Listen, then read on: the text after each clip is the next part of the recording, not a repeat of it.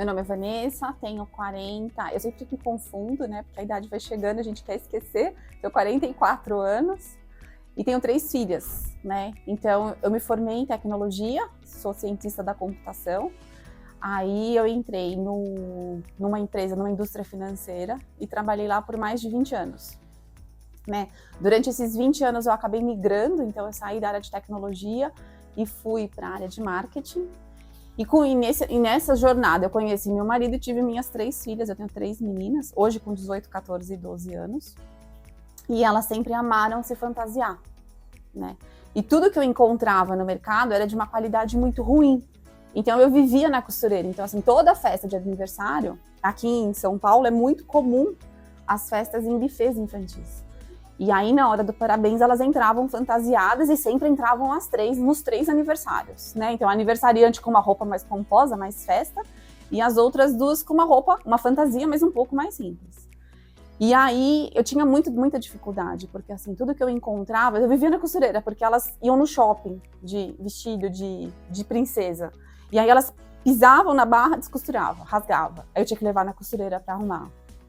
Aí tinha um outro problema também, e eu sempre fui muito ligada em moda, em roupa, sempre gostei muito de coisas diferentes, estampas diferentes, modelagens diferentes, sempre fui muito ligada nisso.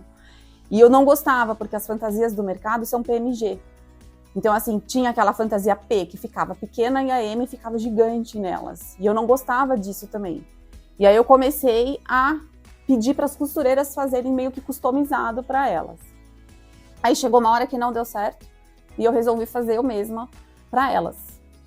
E aí, assim, eu usei a costura como um hobby, começou como um hobby na minha vida para fazer para elas. Então eu comprei uma máquina de costura doméstica, vídeos no YouTube, tutoriais, e comecei a fazer. Aí teve uma festa em específico, que foi da Frozen, foi da minha caçula, que eu fiz um vestido, mas aquele vestido princesa mesmo, aquela saia bem armada, com muito tule, o corset muito fofinho. E aí começou um burburinho no buffet infantil, que tinha sido eu que tinha sido feito, porque até então algumas pessoas muito mais próximas sabiam só. E aí começaram, você faz pra mim, você faz pra mim, você faz pra mim. Aí nisso nasceu a Quimera, foi nesse dia que a Quimera nasceu.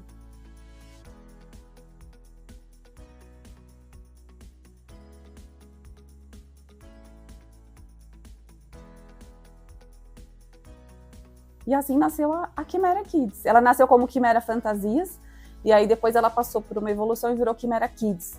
Porque a gente fala que é fantasia e é roupa. Então, assim, a gente traz a questão do lúdico, da fantasia, na roupa também. Então, a gente tem o colete do dinossauro, a gente tem o roupão de pirata, a gente tem o pijama da princesa. Então, a gente acabou migrando para o Quimera Kids por conta disso, porque a gente ampliou um pouco o portfólio de produtos para sair só da fantasia, mas pegar coisas do dia a dia também das crianças. A primeira coisa que eu sempre comento assim, a respeito dos desafios da parte da confecção é o não ter data para nada.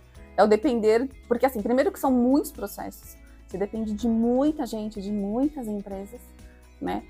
E ninguém tem data, é muito louco. Eu que venho da indústria financeira há mais de 20 anos, assim, a gente tinha data para tudo, até para respirar você tem data e você tem que cumprir. E na confecção não tem. Então, assim, eu me via numa situação de como que eu faço, como é que eu me reinvento dentro desse cenário para tentar encurtar esses prazos, né? Porque, assim, a gente, às vezes, para desenvolver uma peça, demorava, assim, muitos meses até. Porque, assim, tudo entrava numa fila. Era na fila da modelagem, era na fila da pilotagem, era na fila da parte de fazer encaixe. Porque, que nem nos nossos casos, você pega as nossas peças, a maioria tem mais de um tecido. Então, assim, às vezes eu preciso de 10 metros de um e 50 do outro. Então, assim, não é proporcional. É diferente de uma moda adulto, que você fala, todas as saias, a saia inteira é o mesmo tecido. Não, uma mesma peça, às vezes tem 3, 4 tecidos diferentes. São 3, 4 cortes diferentes que a gente fala, né? Então, tudo isso entrava numa fila dentro da confecção para a gente poder conseguir ter esse consumo e comprar um tecido numa quantidade mais assertiva possível para a gente diminuir o desperdício. Porque a gente acabava ficando com muita sobra de tecido aqui dentro. E aí eu comecei a ir atrás de uma ferramenta que me ajudasse com isso. Aí foi quando eu encontrei a Mold-Me, né? Então, assim, hoje toda a parte de modelagem, toda a parte de gradação das peças, toda a parte de encaixe, de cálculo de consumo de tecido, tudo isso eu faço internamente. Então, assim, hoje, em 2 dias, às vezes a gente está com uma peça desenvolvida, está pronta.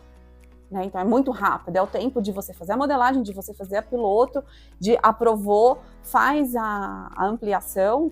E, assim, a nossa ampliação é o que eu falo, assim, no feminino, né? Você fala assim, sobe um, desce um e tá certo, né? Tá tudo ok, que é o PMG, porque é todo mundo adulto. Uma criança não, você pega uma criança de 1 ano, ela tem lá, sei lá, 80 centímetros de altura. Você pega uma criança com 10, 12 anos, ela tem 1,40 m. Então eu não posso fazer uma ampliação, sobe um, desce um. A minha ampliação não é assim, né?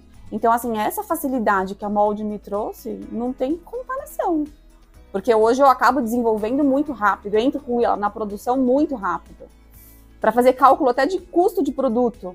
Porque assim, eu consigo simular a grade, eu consigo simular os tecidos que eu vou comprar, a troca de tecido, porque dependendo do tecido muda a largura e por aí vai. Então assim, a gente consegue simular muitas coisas. O astronauta mesmo, que a gente estava vendo. A gente começou pilotando num tecido e finalizou ele na produção em outro. Justamente por conta de custo. E tudo isso eu consigo tirar hoje através da molde, né? Toda a parte da molde. Né? Tudo manual, papel craft. E aí, muitas vezes ia para a confecção, que hoje ajuda a gente, né? E lá eles subiam na ferramenta que eles usam e faziam a gradação por lá, né? Mas também, isso para mim também acho que é um outro problema, sabia? Porque assim, hoje, agora a gente está internalizando todas as nossas modelagens, né? Porque muito das nossas modelagens, o nosso banco de modelagens, vamos dizer assim, ficava nessa confecção. Hoje a maioria já está aqui dentro, a gente está fazendo o processo de internalizar tudo. Então o que acontecia? Eles não fazem a modelagem diretamente na ferramenta, eles fazem a modelagem em papel, sobem e só fazem a ampliação e o risco na ferramenta. Então, cada vez que tinha que adaptar uma peça, porque tem muitas peças que são adaptações que a gente acaba fazendo. E aí, nessa de que corta, modelista vai, corta na mão e não sei o que, ganha meio centímetro de um lado, perde meio do outro, e essas variações vão acontecendo. Então, até nisso, eu acho que na Molde, para mim, facilitou muito. Porque hoje, como a nossa marca é própria, né, quando eu falo pra mãe, se você comprou uma fantasia nossa, tamanho 4, você pode comprar qualquer uma tamanho 4 que vai servir. Porque a gente tem uma base muito bem definida, porque a gente faz todas as adaptações diretamente na ferramenta. Então não tem variações na hora de você escanear disso, daquilo, entendeu? Comecei procurando uma ferramenta no mercado, mas eu não gostei do modelo que eles trabalham, né? De novo, eu venho de uma empresa muito grande, trabalhei durante muitos anos, eu já trabalhava na alta gestão dessa empresa, então eu tinha acesso à escolha de ferramentas para uma empresa muito grande. Mas tudo bem, eu estou empreendendo, eu falo, eu sou menor, então assim, né? Mas mesmo assim eu tenho a vivência. E eu falava assim, gente, como que cobra esse valor no modelo SaaS? Não faz sentido. É muito caro. Ah, não, mas você dilui nas peças. Desculpa, você quer ganhar nas custas do meu varejo, da minha venda. Não faz sentido. Então eu achei um absurdo o valor. Aí tinha a possibilidade de você comprar. Você poderia comprar e transferir de uma... Essa confecção mesmo que trabalha para mim, ela tem 2 licenças. Ela falou, eu te vendo uma. Ah, tá bom. Aí, além de eu pagar pela licença, eu ainda tenho que pagar pela transferência da licença. Oi? Parece IPTU, né? Que você compra imóvel e tem que pagar a transferência do imposto da... Gente, eu falei, não, desculpa, não concordo. E aí eu fui entender como é que funcionava, qual que era o custo, qual que era o modelo. Uma outra coisa que me chamou muito a atenção é porque a ferramenta que eu estava comentando, ela era client-server, então eu tinha que instalar na máquina. Isso é muito ruim, porque tem uma questão de suporte, de manutenção e de mudança de versão, que nossa, quando eu trabalhava no banco, era muito ruim, porque assim, você tem que fazer rollout, ficar arrumando, parava de funcionar do nada, porque o Windows vira e mexe, tem atualização nova e por aí vai. Então, assim, eu nunca gostei de uma ferramenta client-server. E a Mold-Me não era.